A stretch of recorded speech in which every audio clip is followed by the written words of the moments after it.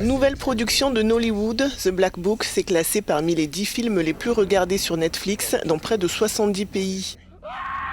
L'acteur nigérian Richard Mofe-Damijo, qui a notamment joué dans Spider-Man, incarne le rôle d'un homme d'église dont le fils est accusé à tort d'enlèvement. Pour obtenir justice, il se lance dans une croisade contre des policiers corrompus. Le film s'inscrit dans la lignée de ces nombreuses générations de cinéastes. Il fait partie de l'étape suivante.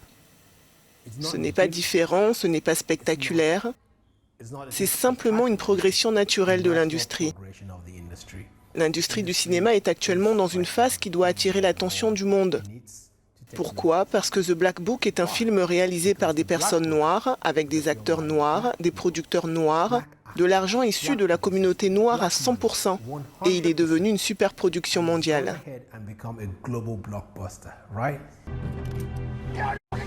Après Bollywood en Inde, Nollywood est la deuxième industrie cinématographique au monde en termes de production, avec environ 2000 films chaque année. Je me rends compte qu'il y a encore beaucoup de fraîcheur autour des récits africains. Les histoires du continent sont très touchantes, on peut les ressentir. Elles sont toujours enracinées, profondément enracinées dans la famille et les sentiments humains. Il y a beaucoup d'empathie dans nos récits. Et je crois que le monde a besoin d'empathie. Pour ce film, le réalisateur s'est inspiré de l'histoire de son pays, le Nigeria.